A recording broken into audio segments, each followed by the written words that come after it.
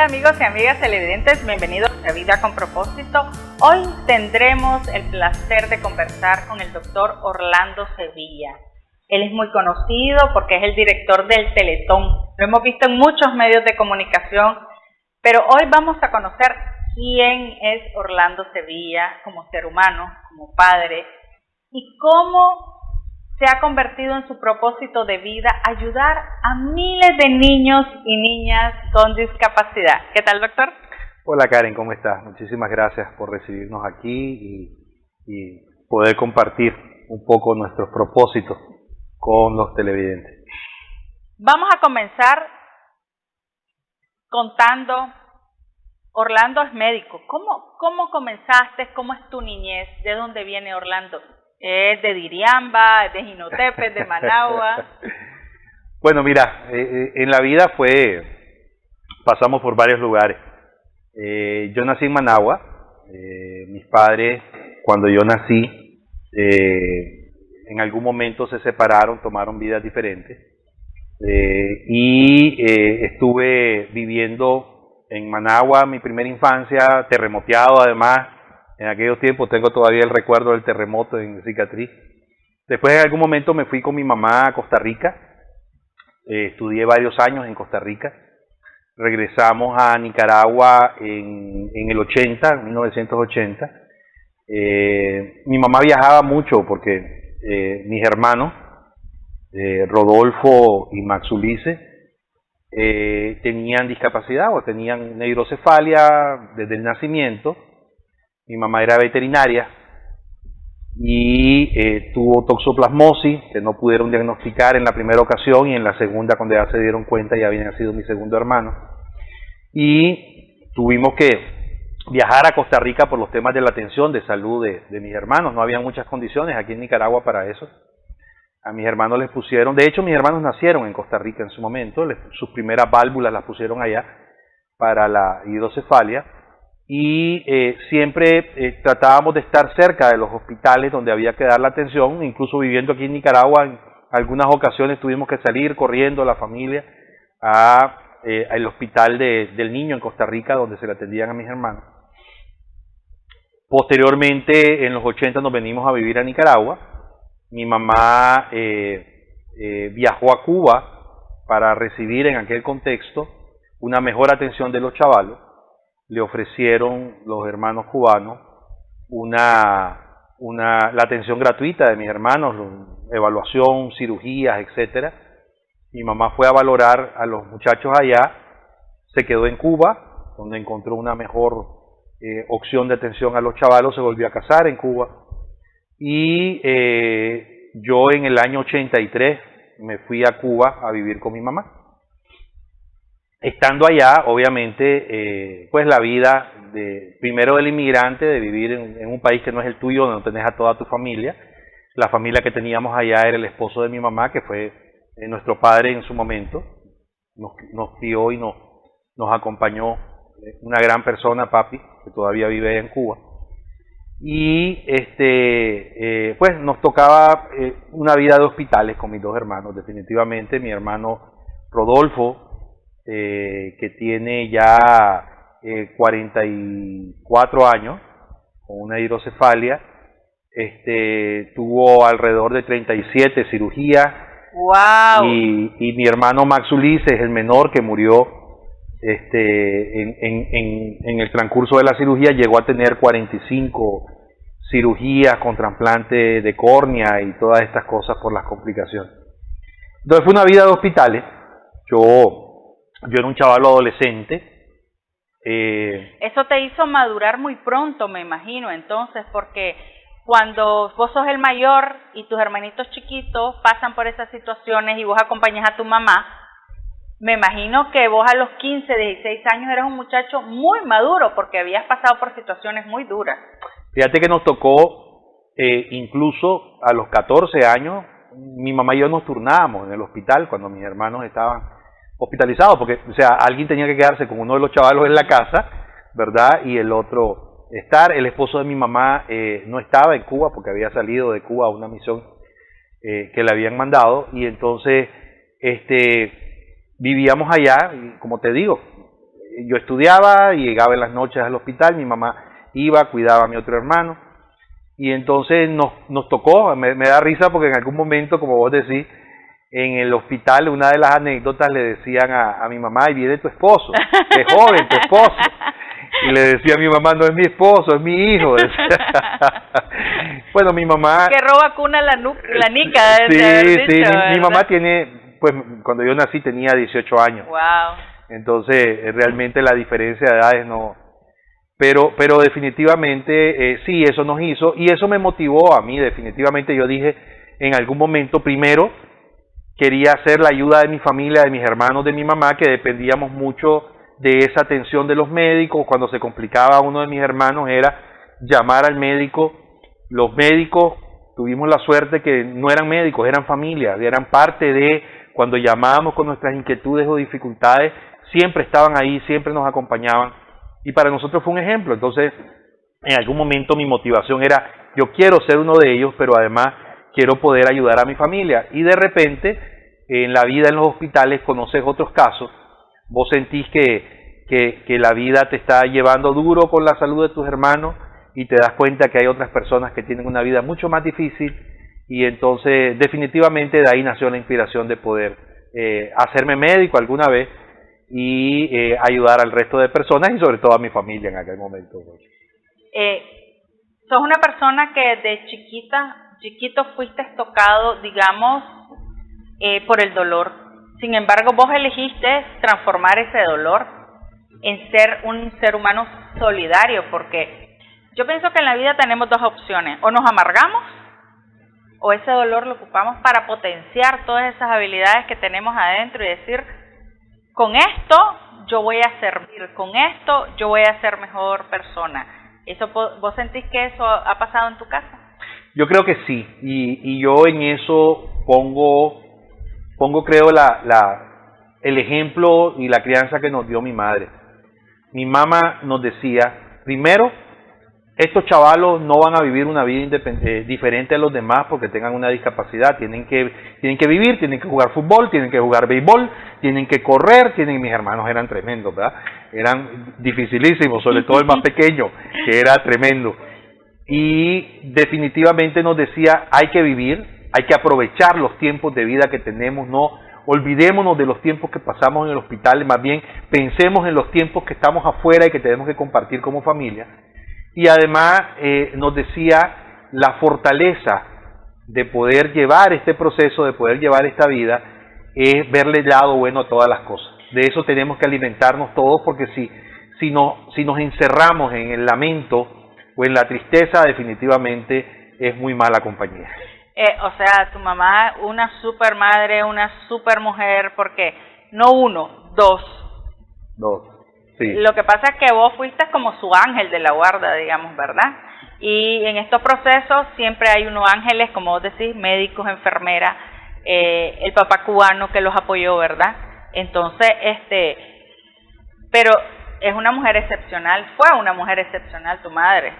Sí, no, definitivamente mi mamá dedicó su vida a mis hermanos, definitivamente. En algún momento me decía, hijo, disculpa por no haber estado tanto con vos, y yo le decía, no mamá, no tenés idea de todo lo que yo he aprendido con vos y que ha sido como la vocación y el ejemplo en mi vida. Sí, una gran persona mi mamá, y definitivamente, o sea, mi mamá cambió su vida de comodidades aquí en Nicaragua.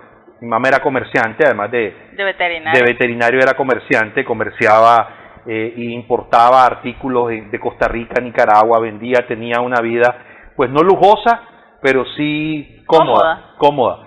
Y en algún momento, cuando vio la posibilidad de tener la atención más cercana para mis hermanos en Cuba, fue la decisión que le tomó dejar todas las comodidades de aquí y emigrar para poder garantizar la atención en salud de mis hermanos. Y creo que fue una buena decisión. Uno de mis hermanos murió en un hospital cuando estaban haciendo todo lo posible por salvarle la vida en una de las complicaciones. Mi otro hermano Rodolfo tuvo un derrame cerebral, tuvo complicaciones serísimas, tuvo una infección con una meningitis seria, y hoy en día es un psicólogo, vive en Cuba, está casado con su esposa que es una psiquiatra, trabaja en un hospital y vive su vida en un proceso de inclusión, ¿verdad? Y yo creo que todo eso es parte del camino que trazó mi madre y que de donde usted debe estar muy feliz por ello. Así es. Ya voy a llorar yo. A mí me tocan todas esas cosas. Totalmente. Fíjate que una vez tuve yo la oportunidad de tener un encuentro con un grupo de jóvenes con discapacidad y poder compartir cómo se sentían, sus vivencias, etcétera. Y cuando grabamos ese encuentro y se lo mandé a mi mamá y le decía, ¿sabes qué? Cuando veo esto, solo recuerdo justamente lo que vos nos decías y cómo mis hermanos lograron salir adelante en este sentido. Y yo creo que de eso se trata, fíjate. Insisto en lo que me decías hace un rato. Yo creo que lo importante en la vida es vivirla aprovechando todas las oportunidades que tenemos para sacar lo mejor de ella. Aprendiendo de los golpes, aprendiendo de las heridas, sacudirnos, levantarnos y decir, cuando murió mi hermano, en la cultura cubana, pues no murió en Cuba, para empezar para los cubanos era algo ilógico que nosotros veláramos a mi hermano en la casa. O sea, eso era contra todas las normas de salud pública, no lo querían dejar, pero como éramos extranjeros nos respetaron nuestra cultura. Y lo velamos en la casa, allá todos en ¿Y qué edad funeraria. tenía ya tu hermano? Mi hermano murió de 12 años. Entonces, cuando murió mi hermano, recuerdo que llegaron algunos amigos y toda la familia, en el sentido que logramos hacer en Cuba, muchas amistades que se convirtieron en familia, familia política, pues, no de sangre. Recuerdo que mi mamá estaba y enfocaba y le decía a todos, no sufran hoy por Toti, así le decíamos a Max Ulises, mi hermano, no sufran hoy por Toti, unámonos todos en alegría, en toda la vida que tuvo, en los momentos que tuvo y tengamos buenos recuerdos. ¿Y quién no tenía el recuerdo de ese diablo, no? Estaba loco, era bandido. Pero creo que de eso se trata, definitivamente. Así es.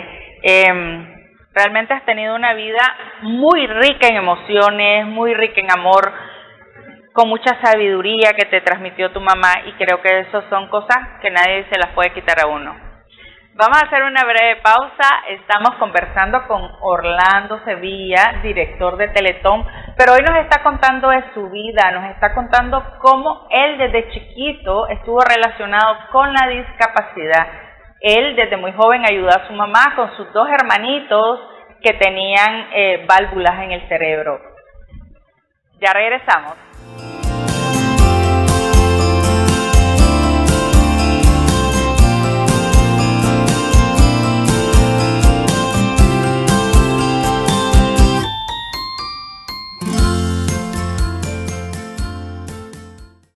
La educación siempre fue superando límites. Antes, el castigo era necesario para educar. Hasta que alguien usó el diálogo como método de enseñanza. Antes, solo se podía aprender en las escuelas. Hasta que alguien llevó las escuelas a todas partes. Antes, estudiar era un privilegio. Hasta que levantamos la voz y hoy es un derecho. Ahora la sociedad dice que la discapacidad es un límite para aprender. Y depende de vos que eso cambie.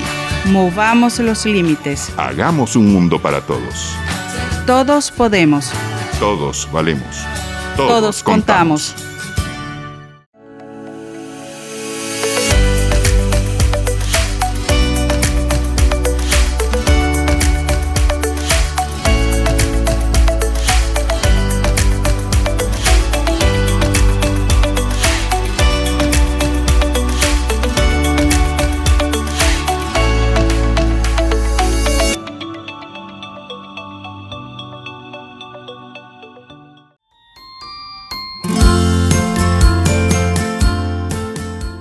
Estamos de regreso en Vida con Propósito conversando con Orlando Sevilla, director de Teletón. Él nos está contando su historia de vida, una historia de mucho, mucho amor hacia los demás. Orlando, entonces, muere tu hermanito a los 12 años, sin embargo, todo esto fue una lección de mucho amor, de mucho aprendizaje. Yo diría que entonces conociste el amor incondicional. A través de tanto sufrimiento, también conociste ese amor que es más fuerte que la muerte, como dice San Pablo. Sí, definitivamente. Mira, cuando mi hermano muere, yo estaba en tercer año de la carrera de medicina. Había logrado entrar a la carrera de medicina, pues yo vivía en Cuba como un cubano más, ¿verdad? Y en aquel momento, para poder entrar a la carrera de medicina tenías que tener puntaje, promedio, etcétera, entregar, pelearlas por las plazas, todo lo que ocurre.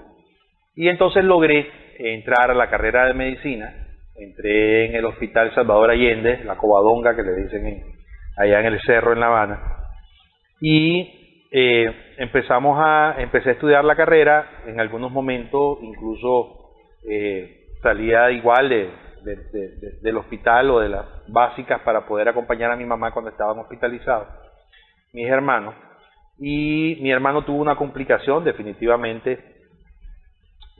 cuando estaba en tercer año. Yo, parte de eso que te decía, recuerdo, tengo una anécdota ahí, cuando mi mamá, estaban reanimando a mi hermano y mi mamá le decía, andate, te doy permiso. Ya no podés, porque realmente sí había sido una complicación muy seria, y si quedaba vivo quedaba con daños, sí, con daños mucho más grandes. A mí me costó entender a mi mamá en ese momento. O sea, yo le cuestioné mucho tiempo a mi mamá por qué le decía a mi hermano que se fuera y se muriera, ¿verdad? ¿Por qué lo liberaba y le decía, te doy permiso? ¿Cómo se te ocurre? ¿Por qué decís eso? Y después lo entendí con el tiempo, logré comprenderlo muchísimo, y le agradezco a mi mamá por la paciencia que me tuvo en ese sentido. Y al final, pues fueron momentos difíciles. Yo en aquel momento tuve una crisis, obviamente, existencial con mis hermanos. Fue para mí el año más difícil en la carrera de medicina. Y después, pues fuimos sobreponiéndonos y tomando esa parte de lo mejor que se puede tomar, y ahí fue donde decidimos que lo que aprendiera en medicina iba a ser vinculado a atender a niños y niñas con discapacidad, o tratar de ayudar a otras personas como nos habían ayudado a nosotros y nuestra familia, y creo que por ahí sale un poco la vocación, ¿no? Qué increíble.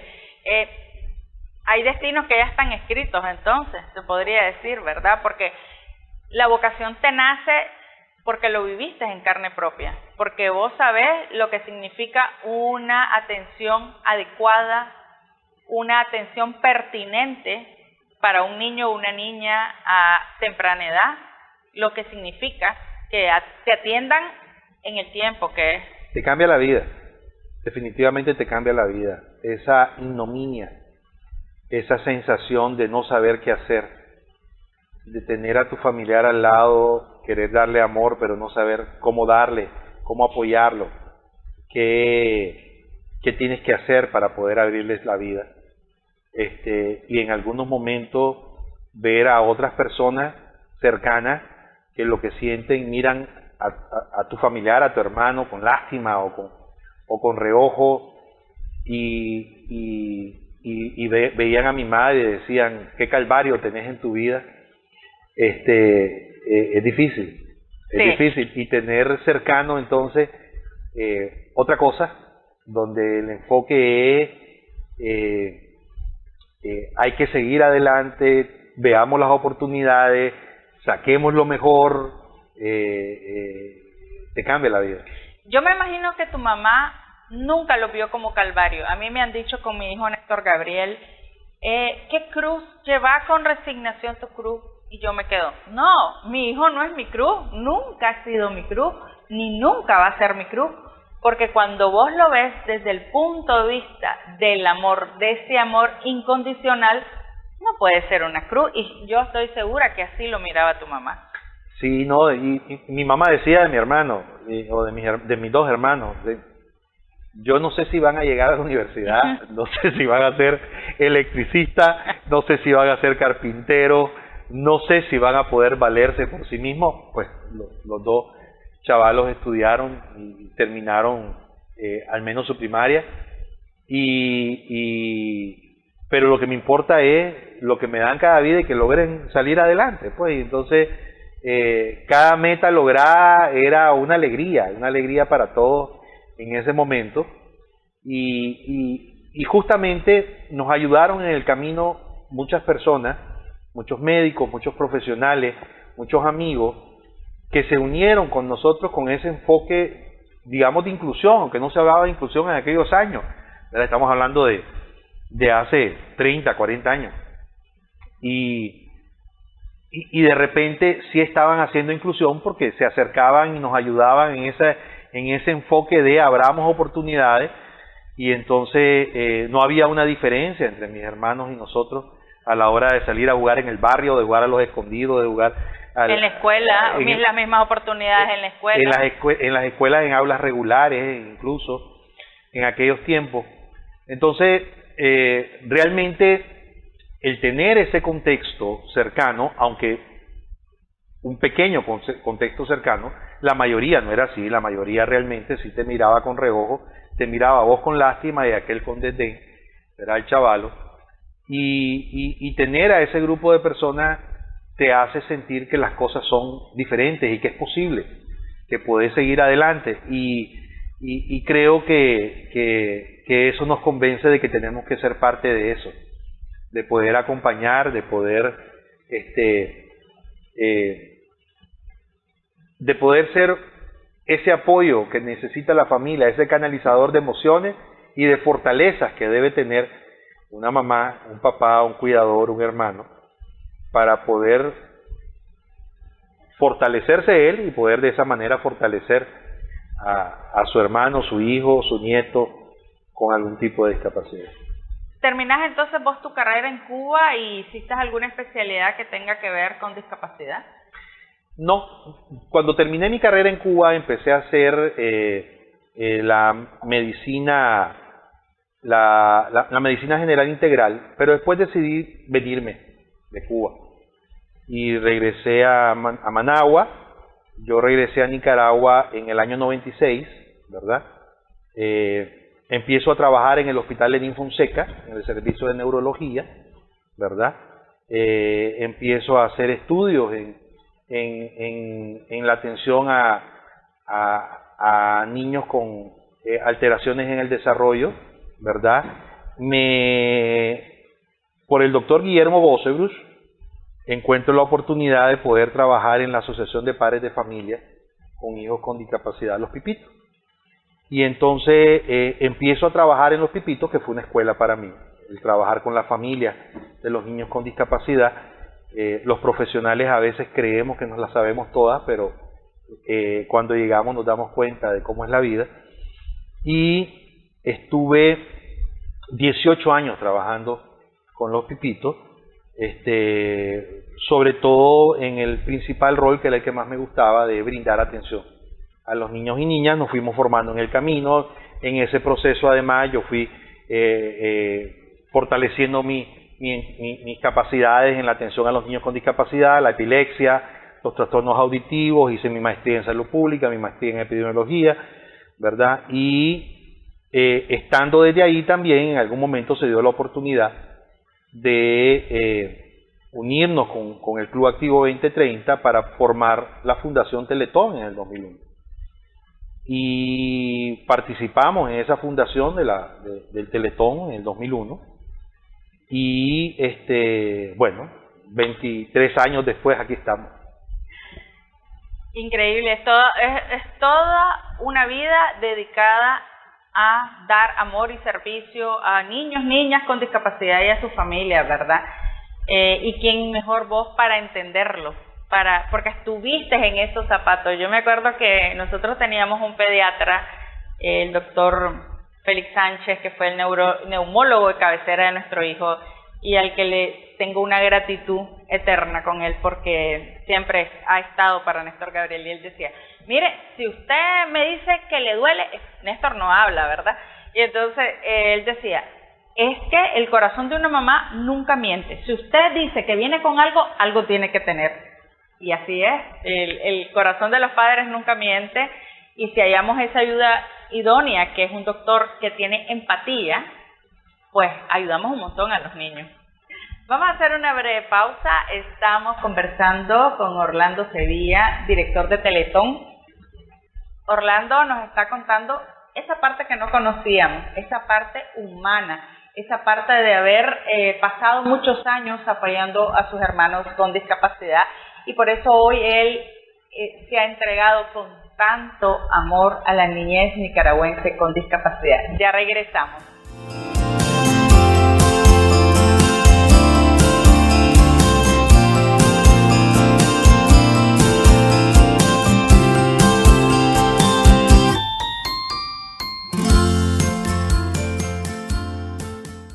La sociedad siempre puso límites al esparcimiento.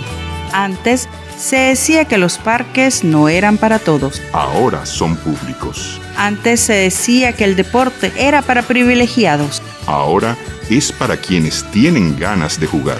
Antes solo se podían representar los cuerpos atléticos. Ahora lo representan todos los que tienen una dedicación plena.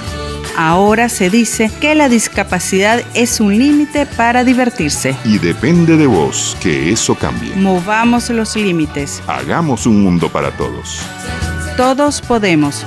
Todos valemos. Todos contamos. Hay límites que nacen porque la sociedad los impone.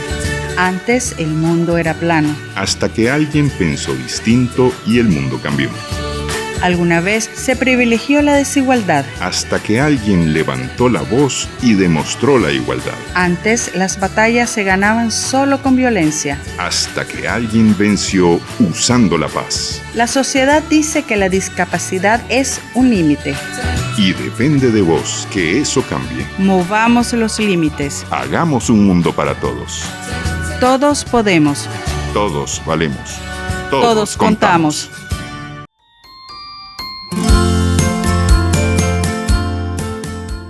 Estamos de regreso en Vida con Propósito, conversando con el doctor Orlando Sevilla, director de Teletón. Orlando nos está contando su maravillosa historia de vida. Una vida que ha sido tocada por el dolor, por dos hermanos, uno de ellos falleció. Sin embargo, este dolor lo transformó en amor, en servicio y en solidaridad con niños discapacitados. Llegas a Nicaragua, trabajas ya en Teletón, fundador de Teletón, y en la parte privada te casás. Sí, me casé. Yo conocí a mi esposa justamente en el hospital Lenín Fonseca, ¿verdad? Mi esposa es anestesióloga, y cuando yo rotaba en el Lenín Fonseca, coincidimos en el mismo día de turno en el hospital, ¿verdad? Entonces compartíamos el trabajo las noches y la madrugada. Es anestesióloga, y generalmente siempre en el servicio de neurocirugía donde estaba nos correspondía entrar de madrugada a operar los accidentes que llegaban. Y entonces nos encontramos ahí, nos fuimos conociendo, y tuvimos 2 hijas, ¿verdad? Y nos trasladamos a vivir a Jinotepe, ¿verdad? Ahí conocí a mis suegros, pues. Ella es de Jinotepe, tu esposa es de Jinotepe. Ella es de Jinotepe, exactamente. Entonces, me hizo jinotepino desde hace 25 años. Ya 25 ¿verdad? Años tienen de casados. Nos casamos tenemos 26 años de casados. Cumplimos 25 años el año pasado. ¡Wow! Sí. ¡Qué alegre! Toda una vida. Toda una vida llena de altos, bajos y de todo lo que significa la vida en pareja. Y doctores, además, con esa condición de que a veces eso es difícil, los turnos. Sí, totalmente. Sobre todo, acaba de salir mi esposa de una quincena difícil en el hospital. Pero yo creo que sí, nos hemos logrado conocer, aprender, hemos madurado juntos, hemos nos hemos perdonado muchos errores, nos hemos fortalecido en muchas fortalezas, en muchos aciertos, y yo creo que sí, que hemos hecho una buena pareja de vida. ¿Y tus hijas y cómo ha sido este proceso de involucrarlas en el área de la discapacidad, digamos, verdad? Porque al final los papás terminamos, mi hija viene aquí al canal, no sé si va a ser periodista o cineasta, o tal vez no, pues, pero sí, ella desde chiquitos, nuestros dos hijos han estado en el medio, donde trabajan su papá y su mamá.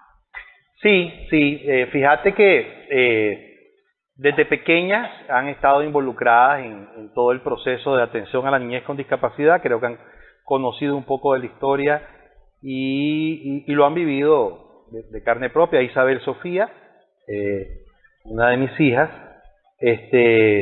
está entrando este año a la carrera de medicina, definitivamente. ¡Ah, wow! ¿Ya está en medicina? Sí, acaba de bachillerarse y va a entrar a la carrera de medicina en estos días.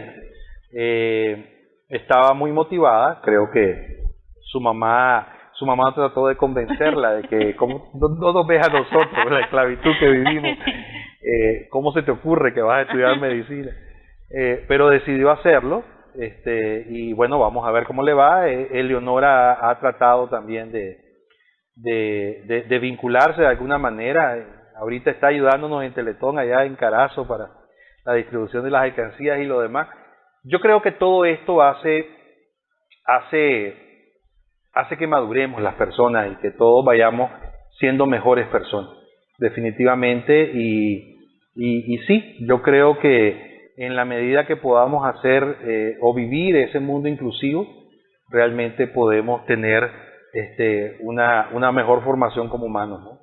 Así es, y qué mejor legado que darle a nuestros hijos esos valores, ¿verdad? Esos valores, sobre todo en esta sociedad que cada vez está más materializada, más complicada, más egoísta, porque las redes sociales, si bien sirven para muchas cosas positivas, también aportan muchas cosas negativas a los jóvenes.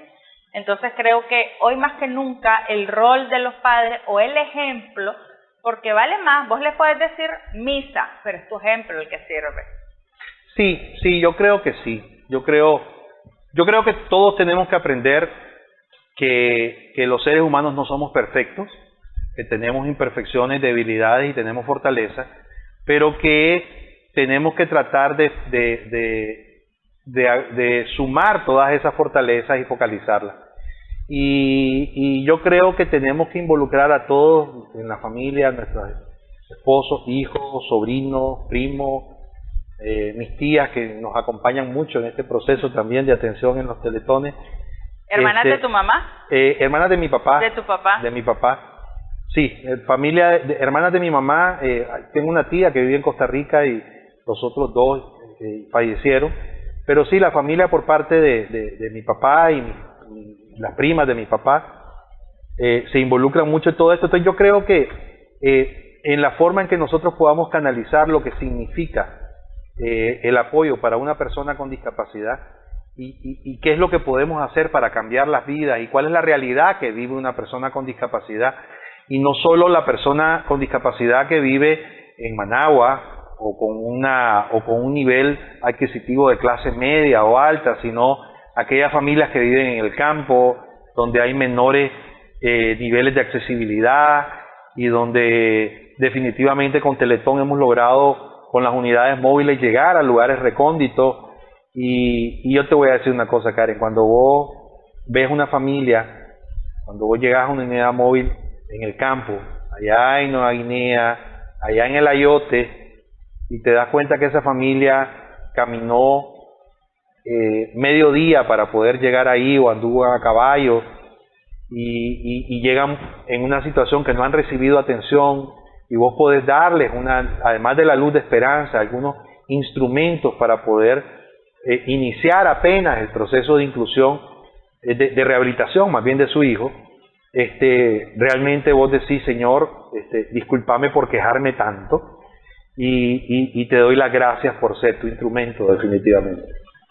Sí, yo como nosotros, pues mi esposo y yo como padres vivimos ese desierto Y eso que aquí en Managua, porque después que nos dijeron que nuestro hijo tenía una lesión cerebral en todas las áreas del cerebro, el neurólogo nos dijo casi van por su cuenta. O sea, mire, ¿y qué hacemos? Yo hasta aquí llega mi diagnóstico. Ciego, sordo, mudo.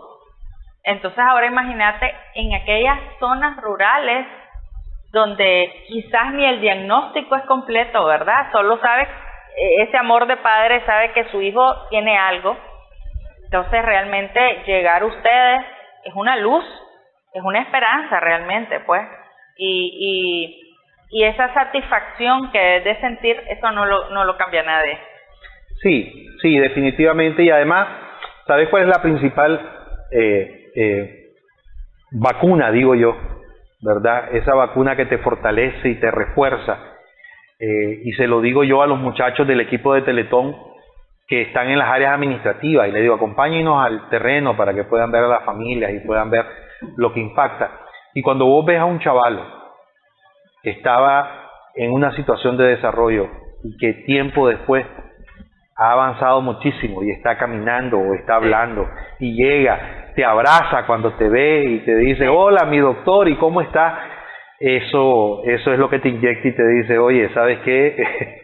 Aquí hay que seguir a como sea, ¿no? Así es. Diría que el anuncio no tiene precio. No tiene definitivamente precio. Fíjate que sí, Teletón ha pasado, como nos ha pasado a todos en Nicaragua, momentos muy difíciles, ¿no? Momentos difíciles, por ejemplo, cuando en el 2018 algunas empresas nos dijeron que no iban a poder dar lo que se había comprometido y no teníamos dinero para poder cubrir los honorarios del personal. Y recuerdo que tuvimos que llamar al personal allá en octubre, pues, del 2018 y decirles, miren, no tenemos dinero, pues, vamos a tener que irnos todos a las casas, cerrar los centros y dejar. Y fue una reacción muy bonita. Yo siempre digo que el Señor estuvo en ese lugar, como dice la canción, porque se levantó el personal y dijo, no vamos a dejar a esas familias abandonadas. Busquemos cómo pagar el agua, la luz de los centros y ahorita que no hay honorario. Ahí vamos a ver cómo hacemos y cómo llegamos. Y hubo 4 meses en que todo el personal de Teletón estuvo trabajando sin honorario, pura convicción. Obviamente tomaban medio tiempo para ir a buscar por otro lado qué hacer, porque también había que pagar cuentas, había que pagar comida, hubo promociones, hubo navidades, hubo entrada a clase, la vida no se para. Hubo todo, porque el personal de los centros Teletón también es ser humano y tiene familia, vida, sí. Y tiene su vida y todo lo demás, y las familias nos comprendieron en ese momento.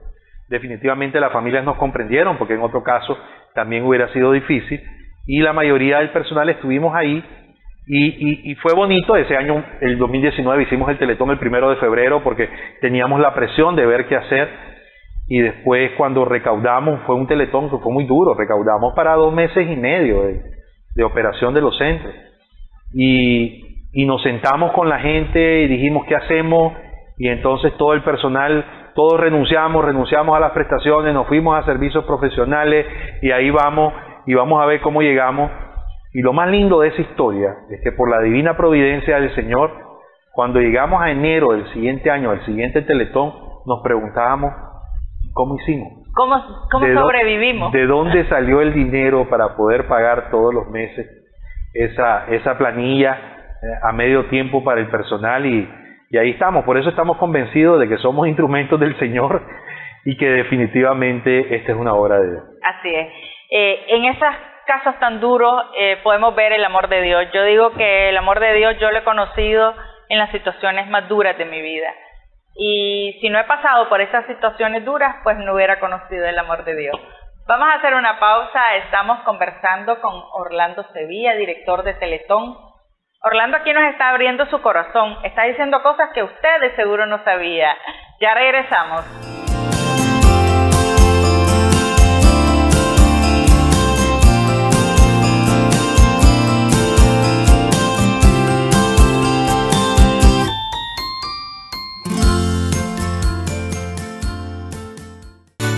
La sociedad siempre puso límites a quienes trabajan. Antes era normal trabajar 15 horas por día. Hoy lo normal es trabajar 8. Antes, las mujeres no podían ocupar los mismos cargos que los hombres. Hoy llegan a ser presidentes. Antes, un joven podía ser inexperto. Hoy puede ser tu jefe. Ahora la sociedad dice que la discapacidad es un límite para trabajar. Y depende de vos que eso cambie. Movamos los límites. Hagamos un mundo para todos. Todos podemos. Todos valemos. Todos contamos.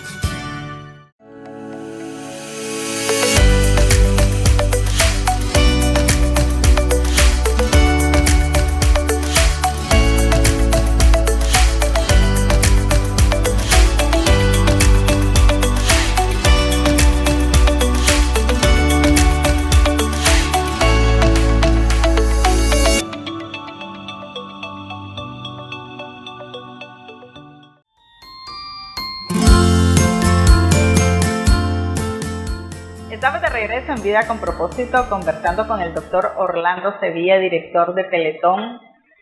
Orlando nos está contando cómo ayudar a familias y a niños y a niñas con discapacidad es su propósito de vida. Entonces estábamos conversando en el bloque anterior que cómo este trabajo que tiene mucho amor, mucho sacrificio, ¿verdad? Pero sin embargo, el amor da frutos.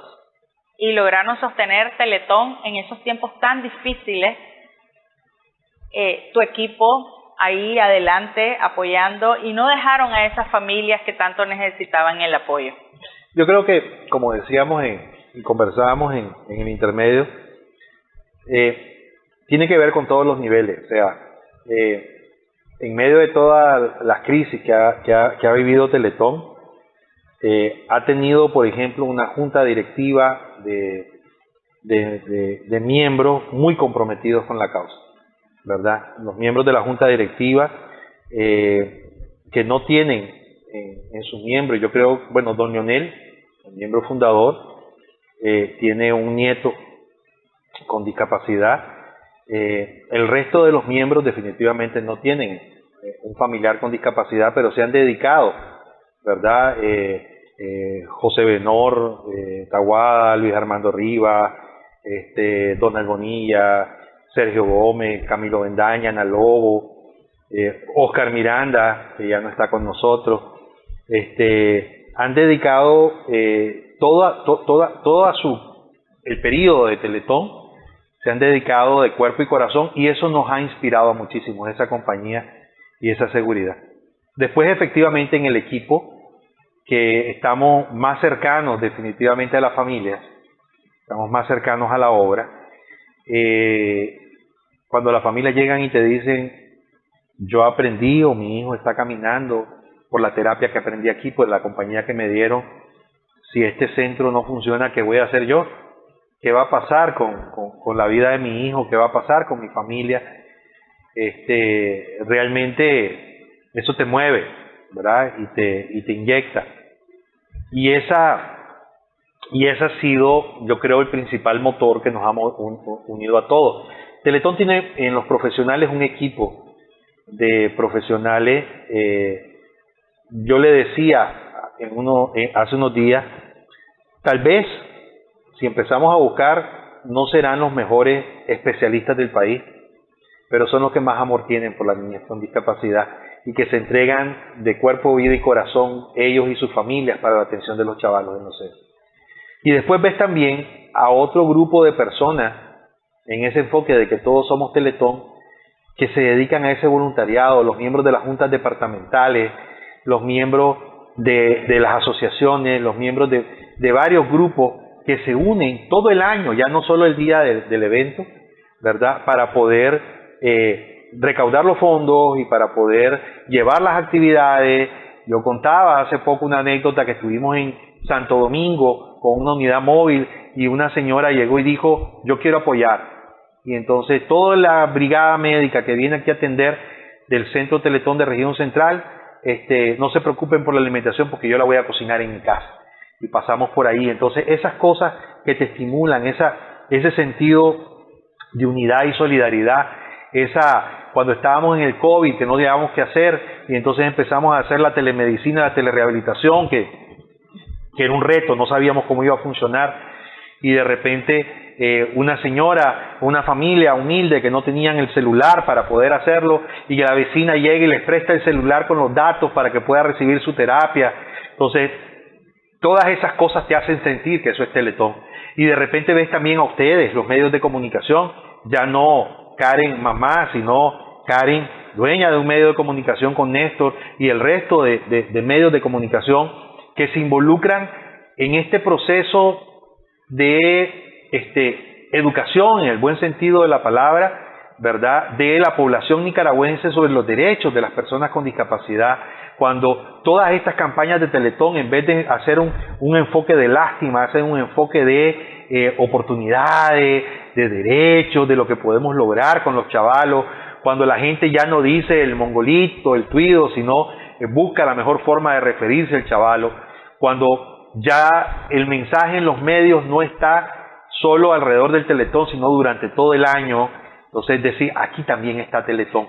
Y realmente, y aquel empresario y aquel trabajador de las maquilas, o la vendedora de tortillas, o la señora que hizo el enchilatón en Chontales, ¿verdad?, que sienten la satisfacción de poder aportar y ayudar a la causa. Entonces decimos, Teletón es una causa noble, bonita, y es la oportunidad que nos damos los nicaragüenses de poder unirnos todos, independientemente de nuestras diferencias, en un proyecto, y que ese proyecto pueda funcionar y llevar atención y convertir